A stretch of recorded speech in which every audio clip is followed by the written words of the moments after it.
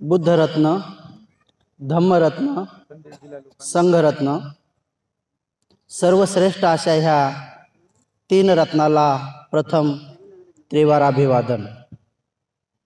ज्यांच्यामुळे आपणा सर्वांना या 3 रत्नाचा लाभ झाला, ज्यांच्यामुळे आपणा सर्वांना हे सुखाचे दिवस आले आणि ज्यांच्यामुळेच आपणा सर्वांना शिक्षणाचे दरवाजे खुले झाले आणि विशेष रूपाने आजची ही त्रिविध अशी महापवित्र पौर्णिमा आणि जयंती साजरी करण्याची संधी ज्यांच्यामुळे आपणाला प्राप्त झाली, ज्यांच्यामुळे आपणाला प्रत्यक्ष बुद्धाचं रूप असलेल्या बोधिवृक्षाच्या छायेखाली आज आपल्या सर्वांना दानशील समाधीचं आचरण करता आलं, असे बोधिसत्व परमपूज्य डॉक्टर बाबासाहेब आंबेडकर यांच्या समग्र धम्मक्रांतीला शेवटच्या श्वासापर्यंत समर्पित राहतो।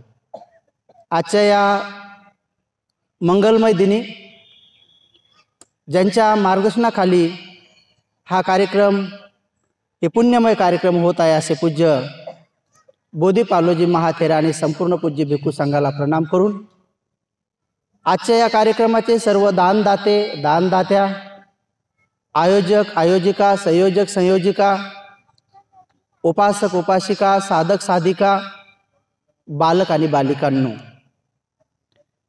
थोडक्यामध्येच तुम्हाला आजच्या दिवसाचं विशेषता आणि महत्त्व सांगून आपण नेमकं आजच्या दिवशी काय केलं पाहिजे आणि काय नाही केलं पाहिजे या संदर्भामध्ये तुम्हाला उद्देशून किंवा भगवंतांनी सांगितलेला सद्धम्म शिकवितो। उपासक आणि उपासिकांनो, आपण अनेक भिक्षूंच्या मुखातून आजच्या दिवसांच्या बुद्ध जयंतीच्या हार्दिक शुभेच्छा ऐकल्या असतील। उपासक उपासक्या सुद्धा वैशाख पौर्णिमा किंवा बुद्ध जयंती असं म्हणून आपल्याला एकमेकांना शुभेच्छा देतात।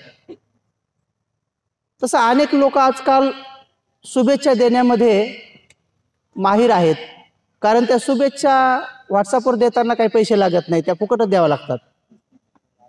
त्यामुळं व्हॉट्सअपवर अनेक पुष्पगुच्छ पाठवतात, पण ओरिजिनल पुष्पगुच्छ कधीच नाही आणत। आजकाल लोक व्हॉट्सअपवर नाश्ता बी पाठवू लागलेत, चहा, आईस्क्रीम, काही काही पाठवतात, पण प्रत्यक्ष भिक्खू संघ आले की कुठे जाऊन बसतात काय माहित नाही।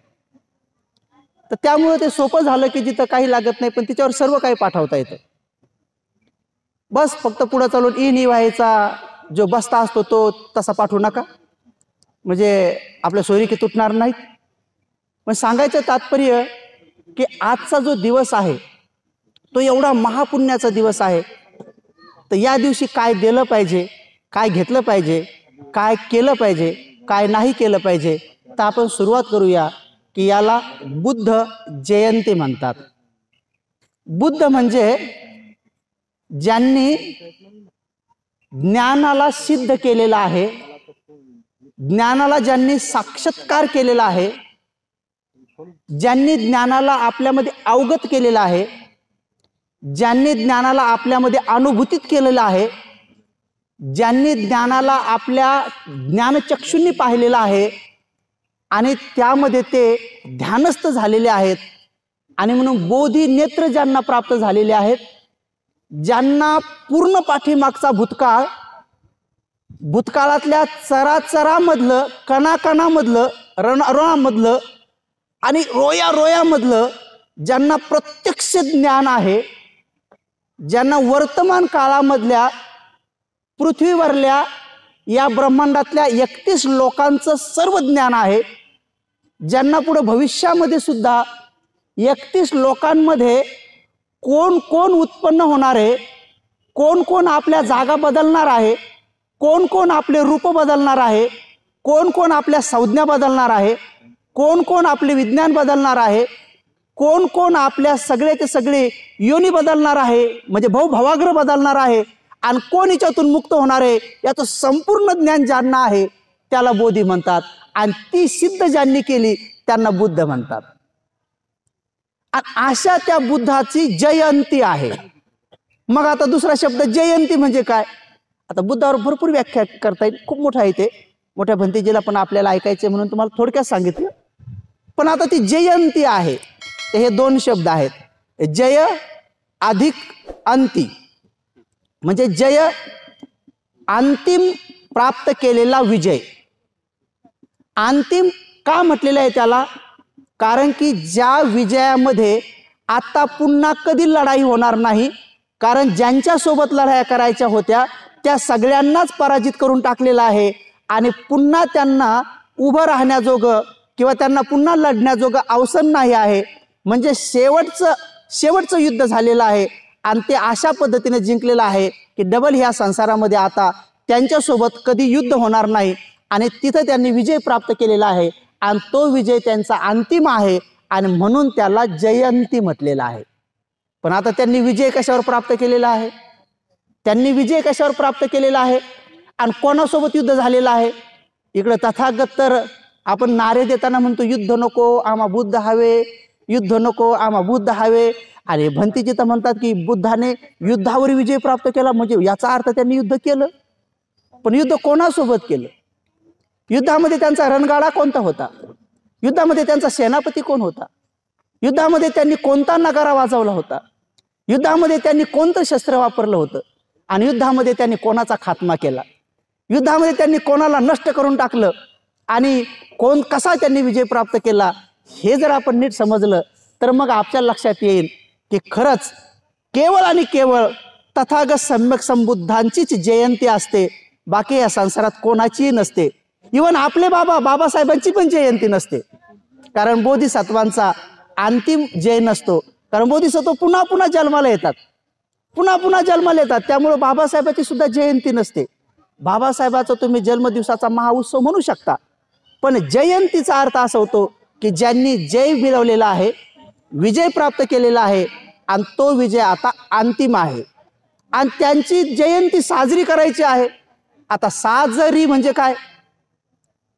प्रत्येक शब्दाला आपण बुद्धाचे अनुयायी या नात्यानं गहिराईमध्ये जाऊन पाहणं हे आपलं परम कर्तव्य आहे. जर आपण कोणाचे शिष्य असतो की जिथं गुरु डोकं लावत नाही तिथं शिष्यानं काय डोकं लावायचं आहे? जिथं गुरुच्या डोक्यामध्ये संपूर्ण ज्ञान भरलेलं आहे तिथं त्यांच्या शिष्यांनी सुद्धा प्रज्ञेनं प्रत्येक गोष्ट पाहिली पाहिजे. म्हणून हे आपलं आद्य कर्तव्य आहे की ज्या बाबाने आपल्याला तथागताकडे घेऊन गेले ते बाबा हे आपले सिम्बॉल ऑफ द नॉलेज म्हणून पूर्ण वर्ल्डमध्ये फेमस आहेत. आणि ज्यांच्याकडे आपल्याला घेऊन गेले तर ते तथागत महाप्रज्ञावान किंवा ते तथागत महाकारुणिक आणि ते तथागत सगळ्या मारांवर विजय प्राप्त करणारे तथागत आहेत. म्हणून तथागताने मारावर विजय प्राप्त केला. मार नावाचा जो एक नंबरचा शत्रू होता त्या शत्रूवर तथागताने विजय प्राप्त केला आणि तथागताने त्यामध्ये कोणता रणगाडा वापरला? जसं युद्धासाठी रणगाडा वापरावा लागतो तुला, कोणता रणगाडा वापरला? त्या रणगाड्याला कोणते असे हाती जुटलेले होते किंवा समोर घोडे होते किंवा काय होतं की जेणेकरून त्या माराला तथागत गेले? तर मार आला होता. तर तुम्ही जयमंगल अठ्ठगाथामध्ये बघा, त्यामध्ये दिलेलं आहे मारातिरेकमभियोजित सबरतिं घोरंपना लवकम खमथ द्वयखं खंती सुधंत विधिना जितवा मुनिंदो तंते जसा भवतु ते जयमंगलानी. स्पष्ट शब्दात कळतं इथं की मार हा कसं सैन्यानिशी, कसं शस्त्रानिशी, किती हातानिशी, कसं रणगाड्यानिशी कसा भगवंताकडे आला. पण भगवंतानी मात्र एकच शस्त्र वापरलं. भगवंताचे शस्त्र कोणतं होतं? खंती सुधंत विधिना जितवा मुनिंदो. खंती नावाचं शस्त्र हातामध्ये घेऊन जितले आमचे मुनिंद्र, ज्यांचं मनावर ताबा आहे असे इंद्र मुनिंद्र, ज्यांनी खंती नावाच्या शस्त्राने अनेक हजारो हातामध्ये हजारो शस्त्र घेऊन घनघोर अकराळ विक्राळ रूप धारण करून अशा पद्धतीनं निसर्गाचा वारा, पाऊस, धूप, वेगळ्या वेगळ्या प्रकारची अग्नी घेऊन येऊन जो अनेक रणगाड्यासहित अनेक सैन्यासहित बुद्धावर चालून आला अशा त्या माराला भगवंतांनी खंती खंती फक्त एकच शस्त्र घेतलं भगवंतांनी हातात. कोणतं? खंती. खंती म्हणजे शांती. खंती म्हणजे शांती. बघा, एका छोट्याशा गोष्टीनं जिंकलं त्यांनी. आता ते मार हजारो शस्त्र हातात घेऊन आले. म्हणजे काय काय घेऊन आले? काय काय घेऊन आले? तुमच्याकडे एकच शस्त्र, एकच माराचं एक येऊ द्या, तुमच्या बाजूनं साधी एखादी पाल पळू द्या. अशी पाल तुम्ही चिरकतच पाळता, करच पाळता. किंवा नुसतं तुम्हाला पाठीमागून एवढा आवाजच येऊ द्या, साप कोणी नाही राहत इथं, फक्त भंतीचीच राहतात. नुसतं सापच म्हणू द्या, म्हणजे फक्त एकच गोष्ट आली तुमच्याकडे, फक्त तुमची शांती भंग. नाही तर एवढं कशाला, तुम्ही असे ध्यानाला बसू द्या आणि तुमच्या पायाला फक्त कोणी धक्का मारून जाऊ द्या की लग डोळे उघडे ठेवून तर नंतर पाहते. खंती गेली शांती पारमित बाजूला. खंती केवढं मोठं शस्त्र त्यांनी हातात घेतलं. एवढं कशाला? आता आपण इकडं बसलो काहून? तिथं बसलो असतो ना, मग कळली असती खंती. घडी घडी बरेच निरोप आले असते आम्हाला की कूलर काम नाही करत, फिरूच नाही लागलं, त्या कूलरला मर्गी आली का काय, त्याला काय लकवा आला का काय, प्लेग झाला का काय, आणि त्याच्यात पाणीच नाही. आपली शांती भंग झाली असती. तर खंती विधंत सुधिना जितवा मुनिंदो, शांत चित्ताने राहिले भगवान. जेवढे जेवढे मनामध्ये विकार आले, जेवढे जेवढे मनामध्ये उपविकार आले, जेवढे जेवढे मनामध्ये पूर्णचे पूर्ण उपविकाराचे जेवढे काही त्याचे बंधू बांधव आले, जे 6 इंद्रियांनी, 6 इंद्रियाच्या 6 विषयांनी, 6 विषयाच्या 6 विज्ञानांनी, 6 विज्ञानांच्या 6 कर्म संस्कारांनी, 6 कर्म संस्काराच्या 6 चित्तांनी, 6 चित्ताच्या त्या सर्व बंधनांनी, अशा टोटल 108 प्रकारच्या तणहांनी, तृष्णांनी, प्रत्येक हातात एक वेगळं वेगळं शस्त्र घेऊन माराने भगवंतावर वार केले आणि ते प्रहार केले. पण भगवंताने मात्र शांती पारमितेच्या बळानं शांती शस्त्र आपल्या हातात घेऊन शांत राहिले. भगवान काहीच केलं नाही, शांत राहिले. शांती पारमिता. आणि म्हणून उपासक उपासिकांनो, आज जयंती जर आपल्याला साजरी करायची तर कमीत कमी आपण त्या शांती दूताचे आपण पुत्र आहोत. तर आज आपण शांती धारण केली पाहिजे, शांती धारण केली पाहिजे. बरं झालं तुम्ही भिक्खू संघाच्या सहवासात आहेत म्हणून इच्छा असो को नसो शांत बसणं, कमीत कमी आता इच्छा असो को नसो कमीत कमी तेवढी पारमिता तर होते. पण हीच गोष्ट जर का घरी असते तर मग काय नाही सांगता येत. तुम्ही आतापर्यंत शांत असतात का अशांत असतात. घरी जर लाईट गेली असती तर कोणी साहेबाला म्हणले असते फोन करा नावं, काहून नाही आली, पोरायला म्हणले असते बटन दाबून पाहणारे, कोणी कोणी काय काय म्हणलो असतो, आपण किती अशांत झालो असतो हे सांगता येत नाही. तर भगवान बुद्ध म्हणतात की या छोट्या छोट्या गोष्टीमुळं नश्वर शरीराला थोडंसं अग्नीचा त्रास, थोडा वायूचा त्रास, थोडा पाण्याचा त्रास. आता पाणी आपल्याला भेटतं पण तरी आपण म्हणतो थंड नाही का. बघा, पाणी सुरू आहे, शरीरात पाणी सुरू आहे पण तरी आपण म्हणतो थंड नाही का. बरं डायरेक्टच थंड दिले म्हणते काय हो, डायरेक्ट लगे दातात थंडकले, इतकं थंड असतंय का. बघा, म्हणजे दोन्ही कोणी बी आपल्याला मध्यम मार्ग मान्य आहे पण मध्यम मार्गानुसार वागायला तयार नाही. बुद्ध काय म्हणतात की दोन्ही टोकं सोडून द्या. आमचे पूज्य धम्मसेवक भंतीची सोप्या भाषेत सांगतात, बुद्धाने मध्यम मार्ग शिकवला. मध्यम म्हणजे काय, जसं घरामध्ये सुद्धा मध्यम मार्गाने चला, तुम्हाला धोका होणार नाही. नाही तर समजा घरामध्ये जास्त चोपडी बी फरशी ठेवू नका, कारण चोपडी ठेवली की सटकलं पडलं मेलं, भंतीची भाषा. आणि जास्त खरबड बी ठेवू नका, कारण टोचू रक्त बंबाळ झालं. तर बुद्ध काय म्हणतात, मध्यम मार्ग ठेवा.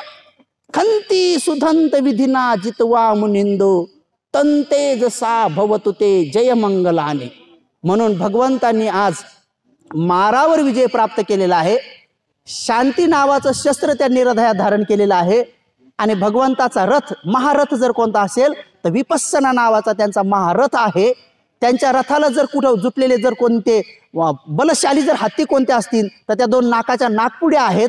आणि त्यांचा खरा भरदा वेगाने जर समजा वार करण्याची जर कोणती गोष्ट असेल तर आनापान सतीनं पाहिलेला जो श्वास आहे तर ते श्वास त्यांचं खरं शस्त्र आहे, खरं त्यांचं सेनापती आहे.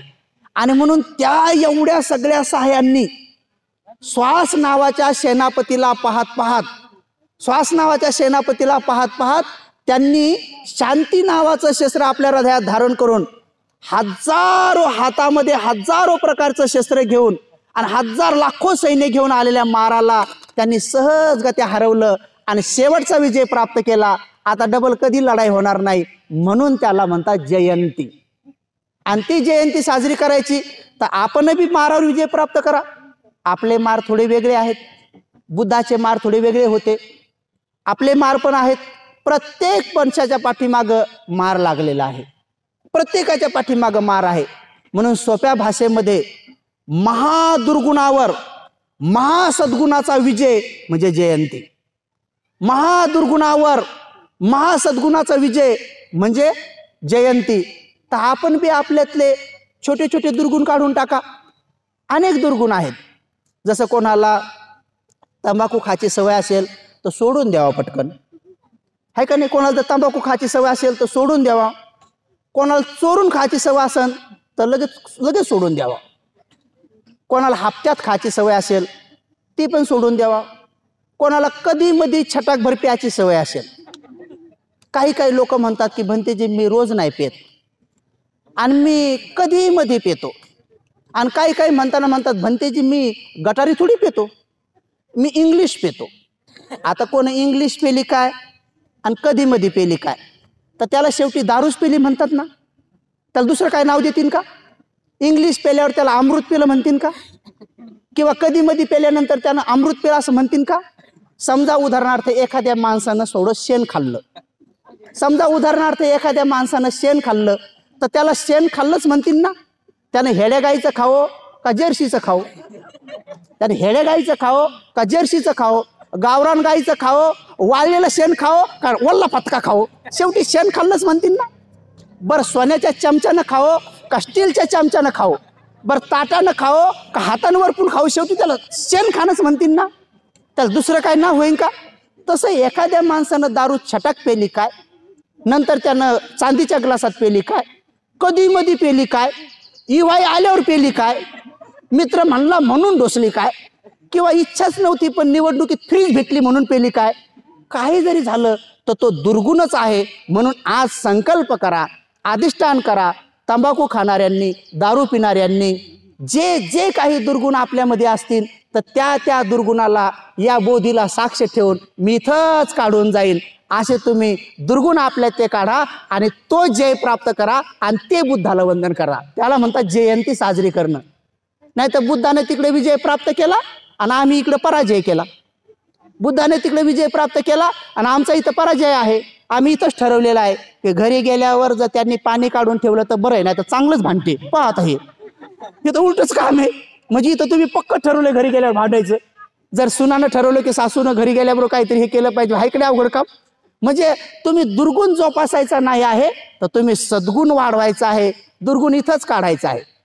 जर समजा कदाचित एखादी पत्नी नवऱ्यावर कधी घडी रागवत असेल, नवऱ्याला मागं फिरून बोलत असेल, किंवा नवरा एखादा दाटवट खात असेल किंवा डोळे वासत असेल, दोघांमध्ये कधी छोटा मोठा वाद होत असेल तर इथं पक्का अधिष्ठान करा.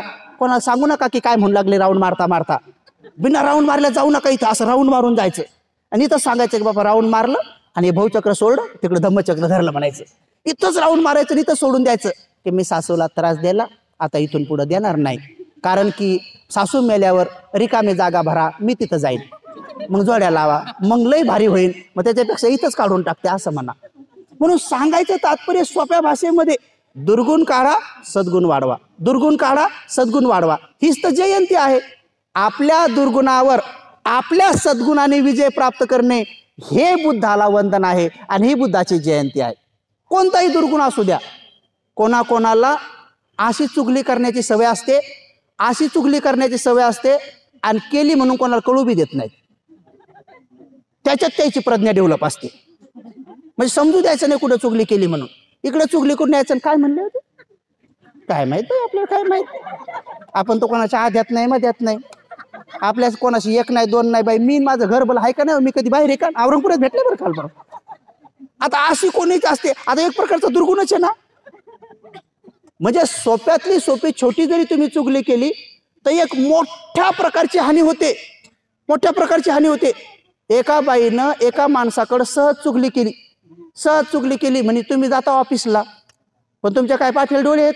तुम्ही बाप्पा काय झालं, जाऊ द्या नाही सांगायचं. ती एक महिनाभर येऊ विचारत होतं घडी की झालंच काय म्हणे, मी गेल्यावर घडतच काय घडी, काय सांगायचं तुम्हाला. घडी ते बिचारा यायचं नेमकं सांगा तरी काय झालं. काय नाही बाबा तुम्ही गेले ना तुमच्या दारी 2-3 चपला दिसतात म्हणे. एवढ्यावर बायको टाकून दिली. एवढ्या एका शब्दावर पुढं खरं काय खोटं काय पाहिच पाहिलं नाही. एका तुमच्या शब्दामुळं बिचारीचे 2 लेकरं घेऊन ती बिचारी किती दिवस तिथं राहिली. त्या पोराची ताटातूट झाली, त्यांचे 2 वर्ष वाया गेले, मोठ्या 2-4 भंतीचे संपर्कात आले, पुन्हा त्यांचं बिचाऱ्याचं जोडून दिलं. ही खरी घटना घडलेली आहे. एक सहज तुम्ही गोष्ट बोलून टाकता तर हा दुर्गुण आहे मोठाचे मोठा. म्हणून बुद्ध जयंतीच्या अनुषंगाने आपल्या दुर्गुणाला जाळून टाका आणि ठरवा की जे कोणी अलग अलग असतील त्यांना मी जोडायचं बोलीन, जे कोणी अलग असतील मी त्यांना जोडायचं बोलीन. याला म्हणतात आपला सद्गुण वाढवा आणि त्यालाच म्हणतात जयंती.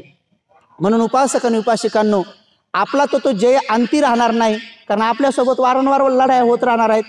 म्हणून आपण तथागत सम्यक संबुद्धाने आज खऱ्या अर्थाने बुद्धत्व प्राप्त केलं. त्यांचा बोधिसत्वाचा जन्मही झाला, महापरिनिर्वाणही स्वीकारलं. कारण तथागतांचं महापरिनिर्वाण सुद्धा ही दुःखद घटना नाही आहे. भिक्षू रडत होते तेव्हा भगवान त्यांना विचारत होते, भिक्षूने तुम्ही का रडता. अरंत भिक्षू रडत नव्हते, पण जे नवखे भिक्षू होते, जे की अजून क्षीणाश्रव झाले नव्हते, जे अजून बिचारे शिकणारेच होते, जे नवखे होते, त्या भिक्षूंना भगवान विचारतात की भिक्षूंनो तुम्ही का रडता. आनंद पण रडत होते, श्रोतापन्न असून आनंद पण रडत होते. तेव्हा भगवान म्हणतात आनंद तुम्ही का रडता. तर तेव्हा ते सांगतात की भगवान मी यासाठी रडतो की आता इथून पुढं माझे भगवान मला दिसणार नाहीत, इथून पुढं माझ्या भगवंताची वाणी मला ऐकायला येणार नाही, इथून पुढं मला ह्या महापुरुषाच्या सावलीसोबत राहता येणार नाही, इथून पुढं मला ह्या महापुरुषाची सेवा करता येणार नाही, इथून पुढं मी जर कुठं चुकायला लागलो तर मला योग्य मार्ग सांगणारा माझा मार्गदाता राहणार नाही. जसं एखादं हरणीचं पिलू, एखादं हरणीचं पाडस आपल्या हरणीच्या कळपापासून हरवल्यानंतर जसं कावरं बावरं व्हावं, तसं भगवान तुम्ही गेल्यानंतर मी कावरा बावरा होईल. भगवान जसं एखाद्या दूध पाजणाऱ्या आईचं लेकरू त्याची आई मेल्यानंतर जसं ते आता कुठं मी दूध पिऊन लहानचं मोठं व्हावं, जसं ते बेवारस होतं भगवान, तसा मी अनाथ होऊन जाईन. असे वेगळे उपमान देऊन आनंदाने रडणं सुरू केलं. तेव्हा भगवान त्याला म्हणतात, हे आनंदा तू असं म्हणू नको की तुझे भगवान तुला सोडून चाललेत. अरे आनंदा, तुझे भगवान कोणत्या गुणामुळे भगवान झालेत, तुझे भगवान कोणत्या गुणामुळे बुद्ध झाले. तर ज्या 10 पारमिता जे सद्गुण आहेत, जे 4 आर्य सत्य आहे, जे 37 बोधिपाक्षीय धर्म आहे, त्या सद्गुणाला धारण केल्यामुळं बोधिसत्वाचे बुद्ध तुझे गुरु झालेले आहेत. आणि ते सगळं ज्ञान मी या भिक्खू संघाला देऊन टाकलेलं आहे. आणि जेव्हा मी पहिलाच उपदेश केला तेव्हा कौंडिन्यमध्ये हे सगळं माझं ज्ञान ट्रान्सफर झालेलं आहे. म्हणजे हे धम्म चक्र प्रवर्तन, म्हणजे हे धम्म जो मला प्राप्त झालेलं होतं तर ते धम्मचक्र माझ्यामध्ये फिरलं आणि ते धम्मचक्र कौंडिन्यमध्ये फिरलं, मग नंतर वप्पमध्ये फिरलं, महानामध्ये फिरलं, असं करत बद्धीमध्ये, नंतर आस्वजितमध्ये फिरलं, या 5 मध्ये सुद्धा ते फिरलं आणि पुढं चालून 55 मध्ये आणि पुढं मग ते 1000 जटिल बंधूमध्ये. अरे आनंदा, लाखो भिक्षू आरहंत झाले आणि जे श्रोतापन्न झाले, या सगळ्यांमध्ये मी हा धम्म ठेवून चाललो. तर तुझे बुद्ध फक्त शरीराने निघून चालले, तुझे भगवान तर इथंच आहेत. म्हणून धम्म आणि विनय हा तुझा गुरु राहील, धम्म आणि विनय हा तुझा शास्त्र राहील. म्हणून भगवान बुद्धाने दिलेले जे 84,000 वचनं आहेत, भगवंतांनी स्वतः 82,000 आणि भिक्षूंनी 2,000, अरहंतांनी 84,000 जे उपदेश आहेत, भिक्षूंना जे दिलेले विनय आहेत, तर ते भगवान सोबत घेऊन गेलेले नाहीत, तर ते इथंच ठेवून गेलेले आहेत. त्यामुळे आजचा बुद्ध जर कोण असेल तर धम्म आणि विनय हे आजचे बुद्ध आहेत. आणि तो धम्म आणि विनय झाडात नसतो, नदी नाल्यामध्ये नसतो, तो भिक्खू संघामध्ये असतो. एका भिक्षूमध्ये पूर्ण विनय, एका भिक्षूमध्ये पूर्ण 84,000 गाथा नसतात, तर जगाच्या पाठीवरल्या अनेक भिक्षूमध्ये 10, 20, 50, 1000, 10,000 असे भगवंताचे वचनं सामावलेले असतात. म्हणून जगाच्या पाठीवरले सगळा भिक्खू संघ मिळून एक बुद्धाचा धम्म तयार होतो आणि एक भगवंताचा विनय तयार होतो. आणि भिक्षूमध्ये सामावलेले तो धम्म आणि विनय आजचे बुद्ध आहेत. म्हणून तुम्ही बुद्धं शरणं गच्छामि म्हणताना मूर्तीला शरण जाऊ नका. पितळाचे असो, तांब्याचे असो, सोन्याची चांदीचे असो, ती धातू तुम्हाला कधी आशीर्वाद देणार नाही किंवा धम्मोपदेश करणार नाही. ते केवळ आणि केवळ आपले शास्त्र असे दिसत होते, एवढ्यासाठी प्रेरणा घेण्यासाठी आहे. पण भगवंताचा जिवंत धम्म जर कोणात असेल तर हे चालते फिरते जे भिक्षू लोक आहेत त्यांच्यामध्ये धम्म आणि विनय सामावलेला आहे. त्यामुळे भिक्खू संघात बुद्ध लपलेले आहेत. आणि धम्म बी भिक्खू संघातच लपलेला आहे आणि संघ बी भिक्खू संघातच लपलेला आहे. त्यामुळं तुम्हाला तिन्ही रत्नाची जर शरण घ्यायची असेल तर तुम्ही भिक्खूला शरण जा. शरण जा म्हणजे भिक्षूने सांगितलेल्या मार्गानुसार चला. कारण की डॉक्टर असतात, डॉक्टर एक दवा देऊन जातात आणि डॉक्टर गेल्यानंतर त्या पेशंटची देखभाल नर्स करतात. म्हणून बुद्ध नावाचे डॉक्टर होते, धम्म नावाची दवा होती आणि भिक्खू संघ हा नर्स आहे. भिक्खू संघ हा नर्स आहे कारण बुद्ध नावाच्या डॉक्टरनं धम्म नावाची दवा देऊन गेले आणि या नर्सला सांगून गेले की ह्या पेशंटला जर जास्तच आजार असेल तर हे इंजेक्शन द्या, ते इंजेक्शन द्या, ही गोळी द्या आणि जास्त बिमार असेल तर सलाईन लावा आणि लयच कारभार बिघडला असेल तर डायरेक्टली ऑपरेशनच करून टाका. त्यामुळे असे ऑपरेशनवाले अनेक उपासक आहेत की त्यांचे ऑपरेशन होऊ सुद्धा डबल बी त्यांच्यामध्ये थोडे थोडे आजार झालेलेच आहेत. पुन्हा ते गाठ काढून डबल एक छोटी छोटी गाठ आलेली आहे काही काहीला. आता डबल ऑपरेशन सक्सेस होतंय का काय काय सांगता येत नाही. म्हणून उपासक उपासिकांनो, आपल्याला आजार कोणता झालेला आहे की बुद्ध नावाच्या डॉक्टरनं तो आजार पाहिलेला आहे तर आपल्याला तृष्णा नावाचा आजार झालेला आहे. तृष्णा नावाचा आजार बरा करण्यासाठी बुद्ध नावाच्या डॉक्टरनं चारारे सत्य नावाची धम्मरूपी दवा आपल्याला बहाल केलेली आहे आणि ते भिक्खू संघ नावाच्या नर्सला सांगितलेलं आहे की जाऊन या बिचाऱ्या पेशंटला नीट करा आणि त्यांचा आजार बरा करा. म्हणून आपल्याला तृष्णारूपी नावाचा जर आजार बरा करायचा असेल तर बुद्ध नावाच्या डॉक्टरनं आपल्याला एक पथ्य पण दिलेलं आहे. जसं आपल्याला सर्दी झाली तर काही डॉक्टर दवा देतात, गोळ्या देतात, पण त्याबरोबर पथ्य देतात. काय म्हणतात, एखादी बाई माणूस जर डॉक्टरकडे गेला, म्हणला डॉक्टर मला लय सर्दी झाली हो, तर डॉक्टर म्हणतो मी गोळी देतो, मी इंजेक्शन देतो, पण माझी गोळी माझी दवा तुमच्या या सर्दीवर तेव्हा इलाज करेल जेव्हा तुम्ही आईस्क्रीम खाणं सोडून द्याल, जेव्हा तुम्ही बर्फाचे गोळे खाणं सोडून द्याल, जेव्हा तुम्ही थंड पाण्याने आंघोळ करणं सोडून द्याल. तर गोळ्या तर काम करतील पण तुम्ही हे पथ्य पण पाळा. जर कोणी म्हणले की असा कसा डॉक्टर, मी बर्फ पण खाल्लं पाहिजे, मी आईस्क्रीम बी खाल्ली पाहिजे आणि माझी सर्दी बरी झाली पाहिजे, तर त्यांनी काय केलं, आईस्क्रीम सोडली नाही आणि मग तर नाकाला धारच लागली. मग तर धार मग पिठात पड, इथं पड, तिथं पड, कुठेही पडू लागलं. मग तर फुरके मारू मारू म्हणू लागले, माय हे डॉक्टर काय कामाचा नाही, हे डॉक्टर काय कामाचं नाही. अरे डॉक्टर बरोबर कामाचं आहे, तुम्ही पथ्य पाळलं नाही, तुम्ही पथ्य पाळलं नाही. म्हणून तुम्हाला आताचे जे बौद्ध दीक्षित बौद्ध दिसतात, ज्या ज्या बौद्धाचे लाभ झालेले नाहीत ते कशामुळे झालेले नाहीत, तर बुद्धाने चारारे सत्य नावाची दवा तृष्णारूपी आजारावर बरोबर दिलेली आहे, पण पंचशील नावाचं पथ्य पाळत नाहीत. हे पंचशील नावाचं पथ्य पाळत नाहीत कारण कुठलाही आजार झाला तर डॉक्टर म्हणतात ना, हे नका खाऊ, ते नका खाऊ, ते नका करू. तसं बुद्ध म्हणतात, हत्या नका करू, चोरी नका करू, व्यभिचार नका करू, खोटं नका बोलू, नशापतन नका करू, तर नका करू. तर हे पथ्य आहे आणि ज्या ज्या लोकांनी पथ्य पाळलं तर त्यांचे आजार बरे होत चालले आणि ज्यांनी ज्यांनी पथ्य नाही पाळलं, कोणी कोणी म्हणते कोण काय पाहिले का, एक चमच भरच खाऊन पाहू, एक चमच भरच आईस्क्रीम खाऊ पाहू, तर एकच लाकडी बंद होते, बंद सुरू होते, मग तेवढा आजार होतोच. तसं काही काही लोक म्हणतात 4 शील पाळू पण थोडी पिऊनच पाहू, मग पिऊनच पाहिले मग होतच भांडणच होते. म्हणून एकही शील तुटण्याची परमिशन नाही, उलट आज 3 शील जास्त पालन करण्याची आपल्याला बुद्धानं प्रेरणा दिलेली आहे. म्हणून मायमाऊल्यांनो, आपण अष्टशिलाचं पालन करून खऱ्या अर्थानं बुद्धाला आपण वंदन केलं पाहिजे आणि आपल्यामध्ये जय प्राप्त केला पाहिजे. तो कोणता, आज 3 अंगांनी हत्या करणार नाही, 3 अंगांनी चोरी करणार नाही, 3 अंगांनी ब्रह्मचर्याचं पालन करील, 3 अंगांनी कायावाच्या मनांनी खोटं बोलणार नाही. अनेक लोकांना असं वाटतं की खोटं आपण फक्त तोंडानंच बोलतो, शरीराने बी बोलतो, मनाने बी बोलतो, शरीराने बी बोलतो, मनाने बी बोलतो.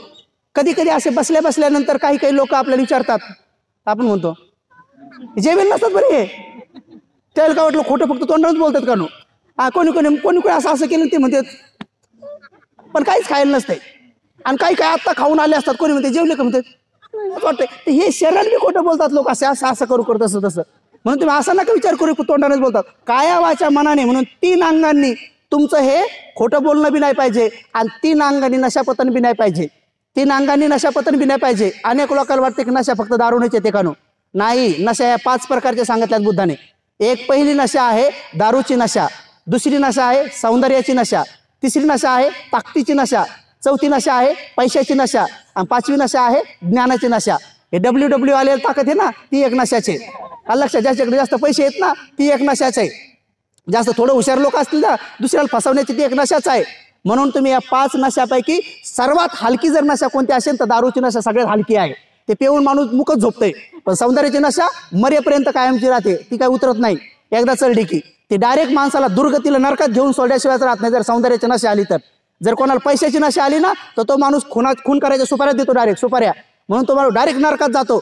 आणि म्हणून ह्या बाकीच्या 4 नशा ह्या जास्त खतरनाक सांगितल्यात बुद्धाने या नशापतनापेक्षाही. म्हणून आपण त्या 5ही नशेतून बाहेर पडा. त्यानंतर अवेळी भोजन करू नका, कारण आपल्या घरामध्ये चक्की पाहिलं तुम्ही, आपल्या नगरामध्ये चक्की असते, हप्त्यात 1 दिवस ती बंद असते. काहून? दगड असतात ना, ते बी दळू दळू दळू दळू गुळगुळीत होऊन जातात. जर दगड एवढे गुळगुळीत होतात तर आतडे कसे होत असतील? 3 टाइम खाऊ खाऊ खाऊ खाऊ खाऊ खाऊ, आहे का नाही? 3 टाइम खाऊ खाऊ खाऊ खाऊ, कधी पतलं, कधी असं, कधी तसं, कधी कुरुम कुरुम, तर कधी चटक मटक, तर कधी फुरुक फुरुक, तर वेगवेगळं. ते पोटाला काय, त्याला तर बिचारायला एवढे परेशानी की बिचारा तोंड टाकतंय आणि परेशानी माही, आहे का नाही? बेजारी. म्हणून 1 दिवस आराम, पोटाला 1 दिवस आराम. चटकी टाकवल्या जाते ना, तसं आपले पोट सुद्धा रिकाम असलं तर टाकवल्या जाते, म्हणजे आतडे पुन्हा काम करतात. आणि ज्याचा जठर जास्त दिवस जगतंय तो माणूस जास्त दिवस जगतो. म्हणून आपण ते शील, नाच गाणे तमाशे आदी मेळे सुगंधी द्रव्याने मोडून तोडून घेणं, असं 8 शीलाचं तुम्ही 3 अंगांनी पालन करा आणि आपलं जीवन सुखी बनवा आणि खरे आपल्यातले दुर्गुण काढून टाका. जे दुर्गुण असतील, जसं आपण बेकीनं वागत असेल तर ते बेकीनं वागणं सोडा आणि आपण एकीनं वागणं सुरू करा. आणि हीच तथागताची जयंती साजरी करा. आजच्या क्षणी जास्त उपदेश न देता बाबाच्या पदस्पर्शाने पावन झालेली भूमीच्या कणाकणातून पुन्हा एकदा त्या बोधीचे तरंग या ठिकाणी उमलू दे. या ठिकाणी पुन्हा एकदा बोधिवृक्ष हा हिरवागार होऊन पूर्ण विश्वभर बाबासाहेबाचा संकल्प पूर्ण होऊ दे. अशीच आजच्या या चरणी, तथागताच्या चरणी आपण वंदना करूया, प्रार्थना करूया आणि सगळ्यांप्रती मैत्री भावना करून धम्मदेशना समाप्त करतो. सर्वांचं मंगल हो, कल्याण हो, सुखी हो.